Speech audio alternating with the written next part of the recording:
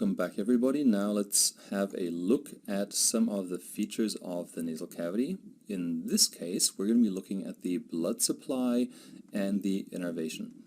To gain access to the view of the nasal cavity, what I've done is I've removed all of the left half of the head. That means I actually had to hide half of the brain and half of the maxilla and mandible and so on and so forth. And after clicking around and hiding all these structures, now we can very nicely see that the nasal septum has a dual supply. With dual, I mean it has basically paired arteries on the left and right side and paired nerves on the left and right side, right?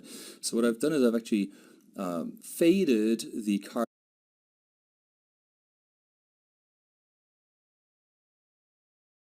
cartilage and the bones that contribute to the formation of the nasal septum, so that it illustrates a little bit better that we actually have these pairs of arteries and nerves running on either side of the septum. So in lab, what many people do is they would actually go ahead and remove all the bones of the nasal cavity. I'll see if I can highlight this again here. See, there's the ethmoid bone. If I put it back, I can do the same thing with our vomer down here. I can unfade that. So now you can actually see, apart from the cartilage, I've added in the bones again. Okay, so I'm going to go ahead and fade these parts again. Okay, so now you can really see that these are paired structures we're dealing with. And basically, in a nutshell, we could say that the arterial supply to the nasal cavity is largely from the sphenopalatine artery and the anterior and posterior ethmoidal arteries. In addition to that, also an artery called the greater palatine artery, which will be coursing down here,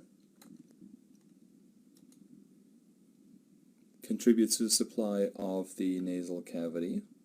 And last but not least, also the superior labial artery and the lateral nasal branches of the facial artery all help in supplying the lateral and medial walls of the nasal cavity with blood.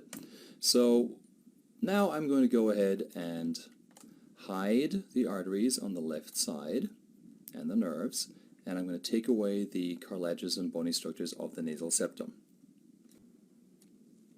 So now we can see here this nerve, which is your nasopalatine nerve. And we're actually seeing the one from the right side, as it is going to be running deep to the bone that I just removed. Okay, so oftentimes in lab you're going to have to actually strip away the mucosa and the bones from the side that is facing you, so that you're left only with the remaining mucosa on the right side of the septum, or the left one, depending on which one you're doing, of course, and then you can find your nasopalatine nerve, which is really tiny. Yeah?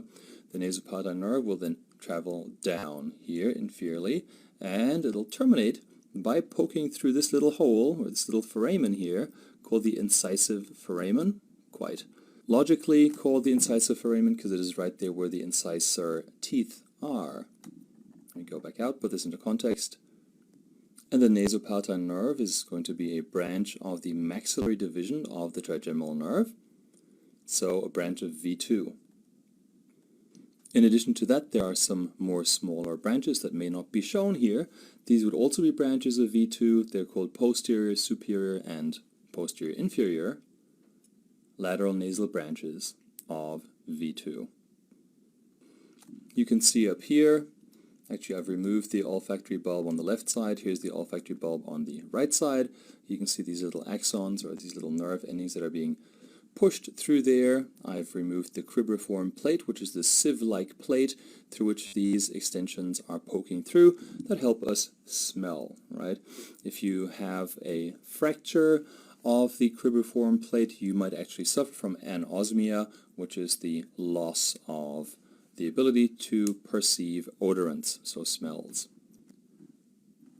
So I'm going to go ahead and remove all the mucosa that lines the nasal cavity, so everything that lines the septum, but also what lines the three conchae. Down here is our inferior concha. Okay, so I'm going to hide this, and now we are left with just the arterial and the nerve supply of the nasal cavity, right?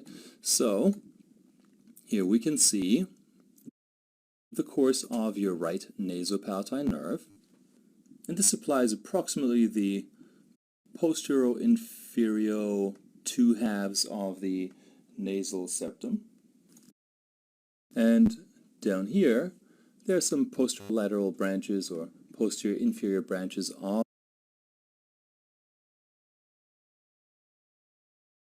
the greater palatine nerve that supply the lateral wall of the nasal cavity.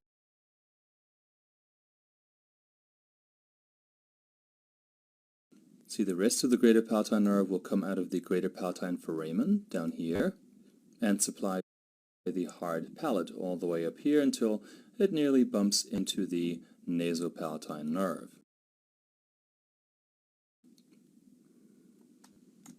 Now revisiting the arterial supply of the medial and lateral walls of the nasal cavity, well, I have already mentioned that this is mainly from the sphenopalatine artery and the anterior and posterior ethmoidal arteries, in addition to the greater palatine artery,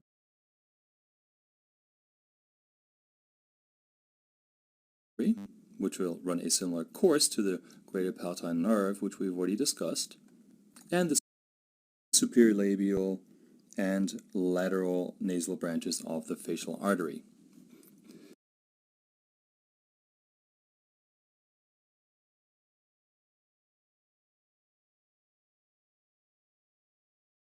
So here we can see the septal branches of our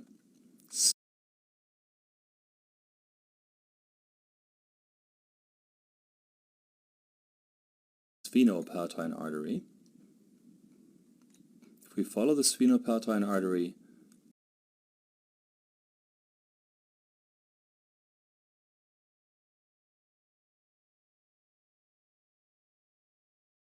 posteriorly, we can see here we are at the point where it just receives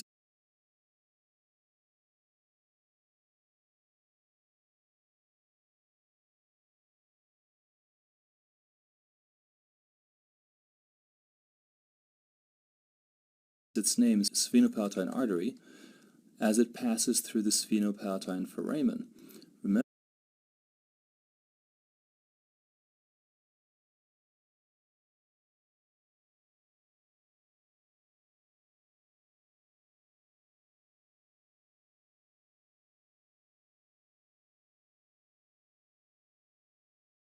Remember that if you're looking at this from laterally, we'd have to dive all the way deep here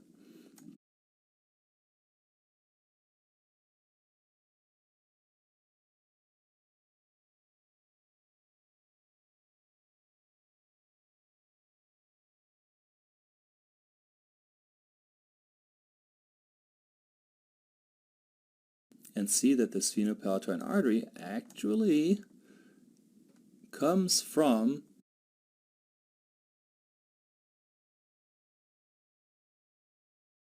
the maxillary artery in the pterygopalatine fossa.